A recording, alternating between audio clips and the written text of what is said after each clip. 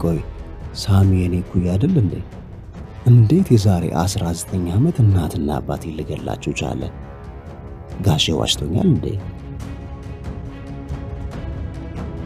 ፍቅረኛሞች?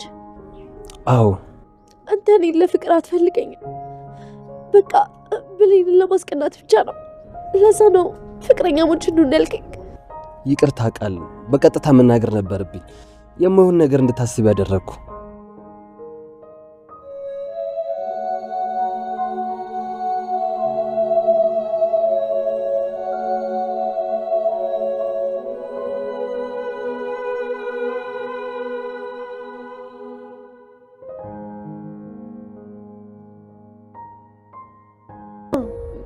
የምን ስጦታ? እሱን ታየዋለህ። አንዴ ስልክን ስጠኝ።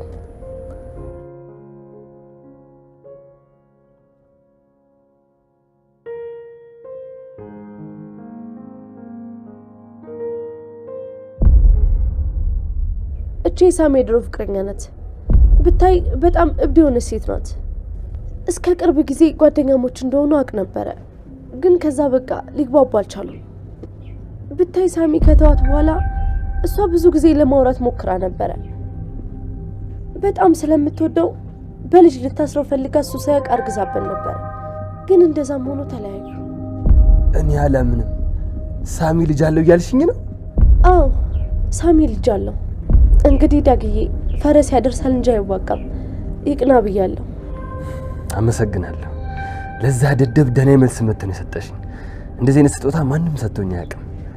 እኔም ሁሌ አንተ ደስተኛ ሆነህ ማየት ነው የምፈልገው። የእውነት በጣም ነው ደስ ያለኝ። ሰላም ውዴ ቻናል ቤተሰቦች እንዴት ናችሁልኝ? እንኳን ወደ እኔ ዩቲዩብ ቻናል በሰላም መጣችሁ። በአደራ ድራማ በክፍል 88 ላይ እንግዲህ ሳሚ ያቀደው ነገር ተበላሽቶበታል። እንደሚታወቀው በኃይሉ ልጅ ነኝ ብሎ ወደ ቤታቸው የመጣው ጆን በጣም አደገኛ ሰው ሆኗል። እንደሚገመተው እየሆነ አይደለም። እንግዲህ ሰላምና ሳሚ ይሄን ሰው ከባህሉ ጋር አገናኝተን የሚሆኑትን ነገር በድብቅ ቪዲዮ ለመቅረጽ ስለፈለገ ከሰላም ጋር ይህን ሀሳብ አንስቶት ነበረ። በነገራችን ላይ በተደጋጋሚ ለምንድነው ጆን ሳሚ የቤተሰቦች ገዳይ ነው ሲባል መጠርጠር ያልቻለው? ምክንያቱም ደግሞ በእድሜ ከሱ ቢያንስ ነው እንጂ ከሱ እንደማይበልጥ ግልጽ ነው። እንግዲህ ሳሚና ጆን ብታስተያዩቸው ማለት ነው። ወይም ደግሞ ዮሐንስ ትልቅ ነው እንደውም ከሳሚ ማለት ነው። ታዲያ እንግዲህ ገና 19 ዓመቱ የሆነው ሳሚ ጆን ደግሞ እንግዲህ ከዛ በላይ ዓመት እንደሆነው ይታወቃል። እንዴት ነው ታዲያ የዛሬ 19 ዓመት የኔን ቤተሰቦች ሳሚ ሊገል የሚችለው? የ19 ዓመት ወጣቱ ሳሚ እንዴት ነው የኔን ቤተሰቦች ሊገል የሚችለው ብሎ ተጠራጥሮ ስላየሁት እኔ በጣም ነው የተገረምኩትኝ። ከመጀመሪያውም ለምን ይሄን አልጠረጠረም? በኃይሉ ወጥመድ እያዘጋጀለት እንደሆነ እንዴት አላወቀም እያልኩኝ ነበረ። ምክንያቱም ደግሞ ወይም ደግሞ የዮሐንስ ቤተሰቦች በኃይሉ ሲገላቸው ዮሐንስ ሕፃን ልጅ ነበረ። በጣም ሕፃን ምንም አያውቅም ማለት ነው። እንግዲህ 1 ዓመት ልጅ ቢሆን ነው። ለዛም እንግዲህ ለተንኮሉ እንዲጠቅመው ነው። አልገለውም፣ ይሄንማ እጠቀምበታለሁ፣ መሳሪያ ያደርገዋለሁ፣ አውሬ አድርጌ አሳድጌ ሰው እንዲጠላ አድርጌ ከዛ ለስራዬ ይሄ ሰዎችን እንግዲህ በመግደልም ሊሆን ይችላል፣ ወንጀል በመስራትም ሊሆን ይችላል። እነዚህን ስራዎች የሚሰራ ልጅ አድርገዋለሁኝ ራሴ መጥፎ ልጅ እንዲሆን አድርጌ አሳድጌ በማለት ነው። እንግዲህ ይህን አስቦ በዛን ሰዓት እንግዲህ የእሱን ቤተሰቦች ሲገል ስለ ልጁ ስለ ህፃኑ ልጅ አስበው መሳሪያ የሆነኛን ይጠቅመኛን ሲያድግ ብሎ ነው የወሰደውና ታዲያ እንግዲህ ከወሰደው በኋላ ቤተሰቦቹን ገሎ አሁን ላይ ያስገደለችው እህቱ እንደሆነች፣ ገዳዩ ደግሞ ሳሚ፣ ብሌን ደግሞ የነሱ በጣም የቅርብ ወዳጃቸው እንደሆነች ነግሮት ነበረ። ታዲያ ጆን እዚህ ቤት ከመጣ በኋላ በተደጋጋሚ እንግዲህ ብሌንን ለመግደል ሲያስብ ነበረ። በኃይሉም የነገረው ብሌንን ብቻ ከገደልካት ለእነሱ ትልቅ ሀዘን ነው፣ በቃ ሌላ በቁማቸው ሞተዋል ማለት ይህ ለአንተ ትልቅ በቀል ነው፣ ስለዚህ እሷን ነው ቀድመ መግደል ብሎት ነበረ። ምን አይነት መጥፎና ጨካኝ ሰው እንደሆነ እንግዲህ አስቡት። የእህቱን ልጅ ማለት ነው። እናትየዋ እንኳን ልጇ እንደሆነች ገና ሳታውቅ በአደራ ተሰጥቶት የነበረችውን ልጅ እንዲገላት ቀድሞ እሷ እንዲያስወግድ ነበረ የነገረው። እና ዮሐንስ እዛ ቤት ከገባ በኋላ በተደጋጋሚ ብሌን ላይ እንግዲህ ቢላ ይዞ ሰው ሲመጣበትና ሲከሽፍበት ሀሳቡ እያየን ነበረ። ታዲያ ሳሚ እንግዲህ ይሄ ነገር ስላልጣመው ይሄ ሰው ምናልባት የበኃይሉ ልጅ ሳይሆን ምናልባትም በኃይሉ የላከው አንቺንና ብሌንን ሊጎዳ የሚችል ሰው ሊሆን ይችላል ብሎ ተጠራጥሮ ነበር። የሰላምን የዋህነት ያው እንደምታውቁት እንግዲህ አይሆንም፣ እሱ የወንድሜ ልጅ ነው እረፍ እያለች ሳሚን ስትናገረው እያየን ነው። ሳሚ ለምን አንድ ነገር አንሞክርም? በሚገርም ሁኔታ በጣም ጎበዝ ልጅ ነው ዮሐንስ። እያንዳንዱ እርምጃቸውን ጠንቅቆ ነው የሚከታተላቸው እና እንግዲህ እነሱ ጥፋት አጠፋ ብለው ሲይዙት ያን ነገር እሱ ለምን እንዳደረገው ቀድሞ ይነግራቸዋል እና እነሱ በጣም እየደነገጡ ነው። ታዲያ እንግዲህ የመጣለት ሀሳብ ሳሚ አንድ ሀሳብ ነው፣ ከበኃይሉ ጋር እናገናኛቸው። እናም እዚህ ቤት ይምጣ በኃይሉ። ስለዚህ እንግዲህ የማያውቀው ልጅ እንዳለው እንኳ አያውቅም በኃይሉ። በህይወት ይኑር አይኑር የሚያውቀው ታሪክ የለም እና ያን የማያውቀውን ልጁን አምተን እንግዲህ ስናገናኘው በኃይሉ ምን አይነት ፊሊንግ ፊቱ ላይ ይታያል፣ ወይም ደግሞ ፊቱ ላይ የሚታየውን ነገር ማንበብ አለብን በማለት ሳሚ ይህን እቅድ ያመጣል። ሰላም ፈቃደኛ አልነበረችም። ልጁ በጣም ንጹሕ ልጅ ነው። በዛ ላይ ደግሞ የቤተሰብ የወንድሜ ልጅና ቤተሰቤ ነው። በነገራችን ላይ በባለፈው ክፍል ላይ ሰላም ድንገት ወደ ክላስ ስትገባ የሆነ ፎቶ ይዞ እያየ ነበረ። ታዲያ ሰላም ስትደርስበት በድንጋጤ ፎቶ ይወድቃል። እሱ በጣም ተረብሾ ነበር። ሰላም ፎቶውን ለማንሳት ስትሞክር ከእጇ ላይ እንደነጠቃት አይተናል። እናም እንግዲህ ሰላሜ ከዚህ ፎቶ ጀርባ የሆነ ሚስጥር አለ ብላ ጠርጥራ ነበረ። እሱ ከተኛ በኋላ ጠብቃ እንግዲህ ብፌውን መበርበር ትጀምራለች። ታዲያ ፎቶን አገኘችው። ምን አይነት ብልጥ እንደሆነ እዚህ ጋር እንግዲህ ዮሐንስ ተመልከቱ። ሰላም ይህን ነገር ልትበረብር እንደምትችል እንደተጠራጠረች ስላወቀ የበኃይሉ የቀድሞ ሚስቱ የነበረችው ወይም ደግሞ የበኃይሉ ልጅ ነኝ ብሎ የውሸት ታሪክ ይዞ አይደለ የመጣው እና በኃይሉ እንግዲህ የዛችን ሴት ፎቶ ሰጥቶት ነበረ። ታዲያ የእሷን ፎቶ ነበር እንግዲህ ብፌ ውስጥ ያስቀመጠው። እሷን መሳቢያ ውስጥ ስትገባ ያገኘችው እንግዲህ የእናቱን ፎቶ ሆኗል ማለት ነው። የተጠራጠረችው ነገር ልክ አይደለም ብላ ሰላም እሱን መጠራጠር እያቆመች ነው። ሳሚ ግን በፍጹም ይሄ ነገር ወጥመድ ነው ብሏል። ለዛም እንግዲህ ከበኃይሉ ጋራ ልጁንና በኃይሉን አገናኝተዋቸዋል።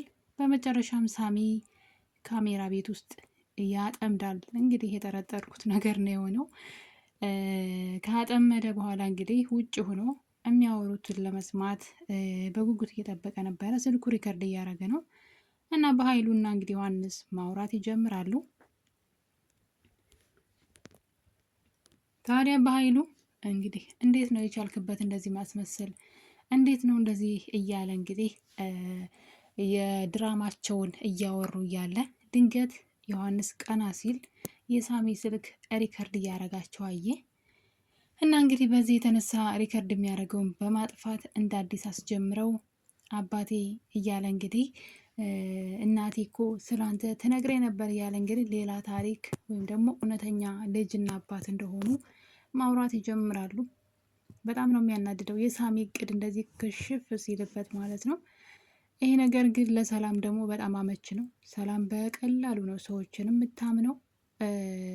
ብዙ ጊዜ የምትጎዳውም ደግሞ በምታምናቸው ሰዎች ነው። እና እንግዲህ የሳሚ ጥርጣሬ ልክ ነበረ።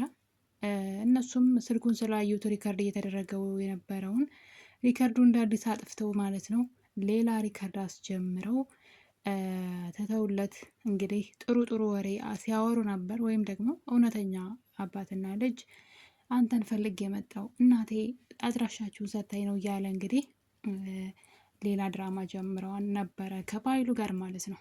መጀመሪያ ላይ ግን እውነቷን እያወሩ ነበረ። እንግዲህ ሳሚ በጉጉት ነበረ ይህን ሪከርድ ለማየት ስልኩን የከፈተው። ነገር ግን አቶ በኃይሉና ዮሐንስ ያወሩት የምር አባትና ልጅ እንደሆኑ እና ስለ ታሪኩ ስላመጣጡ ነበር ሲያወሩ የነበሩት።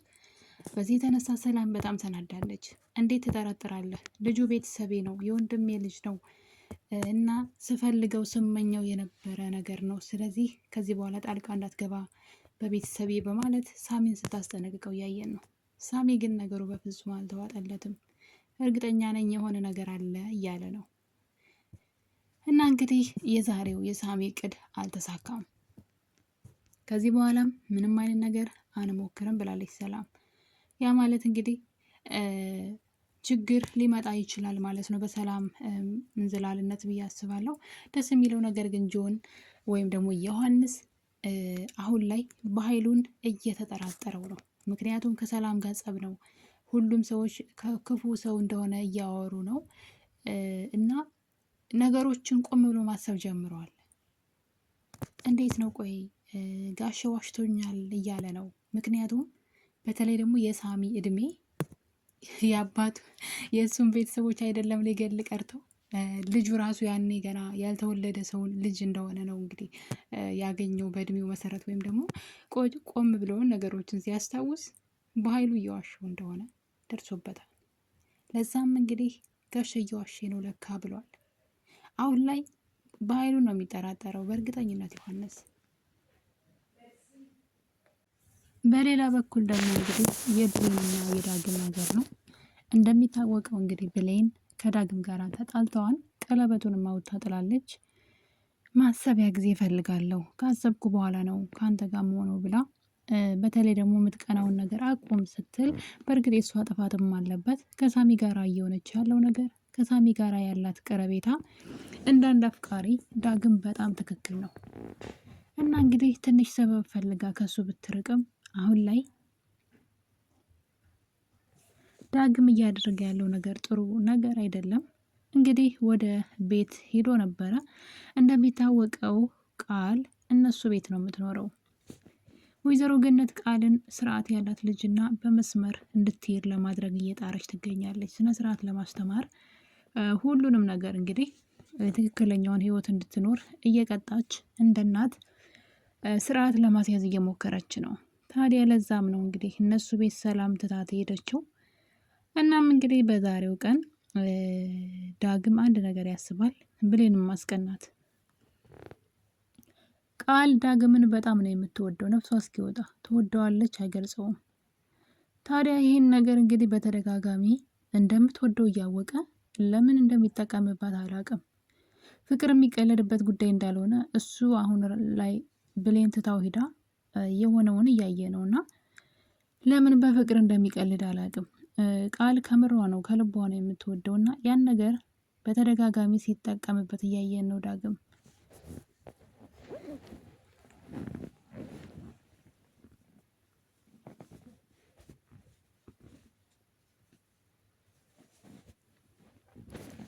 እዚህ ቀደም የብሌንን እናት ለማግኘት ወይም ደግሞ የብሌን ትክክለኛ እናት ማን እንደሆነች ቃል ታውቃለች ብለው ስላሰቡ እሷን ለማውጣጣት ብለው እንግዲህ እሷን እንደሚወዳት ነግሯት በምሽት እሱ ቤት ወስዶ መጠጥ እያጠጣ እንግዲህ እንድታወራ ወይም ደግሞ ሚስጥር እንድታወጣ ሲያስለፈልፋት፣ መጀመሪያ ግን እንደሚወዳት ነበረ የነገራት እና ያ ማለት ምንድነው? እሷ ትንሽ ቃል ነው ከሱ የምትጠብቀው፣ በጣም ነው የምትወደው። የሚገርመው ነገር እና ይህን እያወቀ እንግዲህ እሱ እንዴት በዚህ መጠን በእሷ እንደሚጠቀም አላቅም። ያንን ደካማ ጎኗ ሊጠቀምበት ሳይሆን እንዳትጎዳ ሊረዳት ነበር የሚገባው።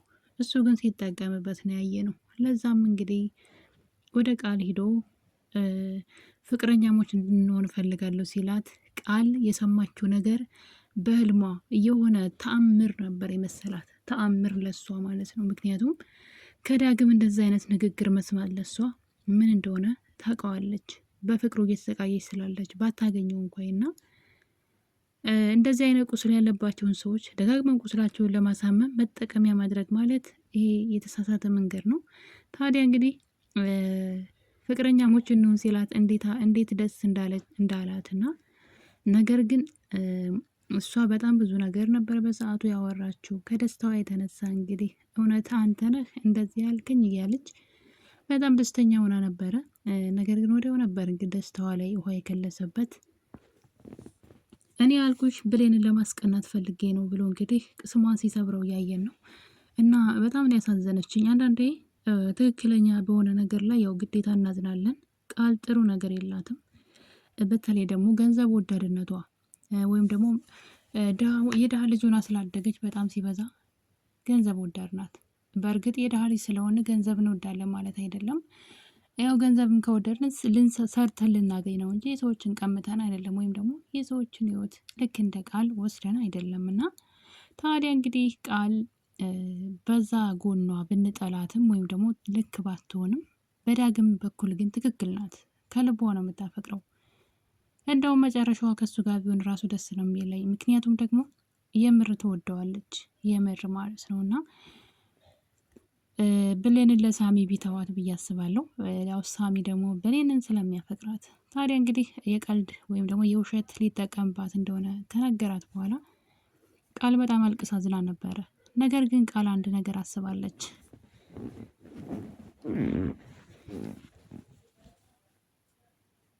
ዳግም ይህን ነገር የፈለገው ብሌንን ለማስቀናትና ብሌንን ወደሱ ለማምጣት እንደሆነ ስለገባት ስለዚህ ውለታ ለዋልለት እሷን ከሳሚ ጋር ሊያጣላ የሚችል ነገር ልንገረው በማለት የሳሚን የቀድሞ ፍቅረኛ ነበረች እና እንግዲህ ያቺ ፍቅረኛው ደግሞ ሳሚን በጣም ትወደዋለች። ከተለያዩ በኋላ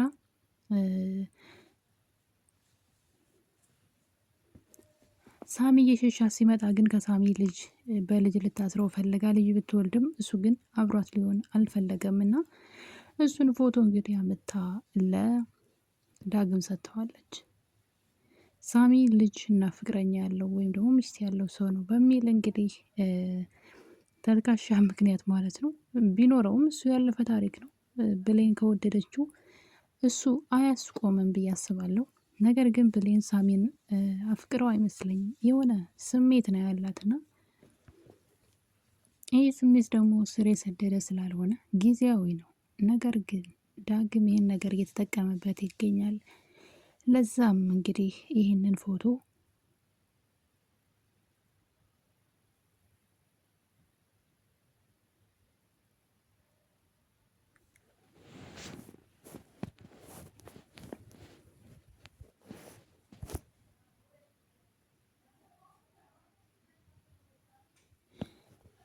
ለብሌን ሲሰጣት እያየን ነበረ።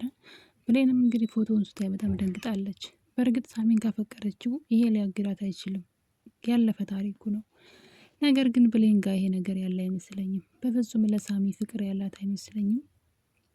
እንግዲህ ሳሚ የሚያቀደው እቅድ ሁሉ ተበላሽቶበታል። ሰላም ቤት ምናልባት በቀጣይ ሰላም ሳሚን ራሱ ከቤት ልታባረረው ትችላለች። ምክንያቱም ሳሚ አርፎ አይቀመጥም። ይህን ነገር እውነቱን ካላወጣ፣ የባህሉን ሴራ ካላጋለጠ።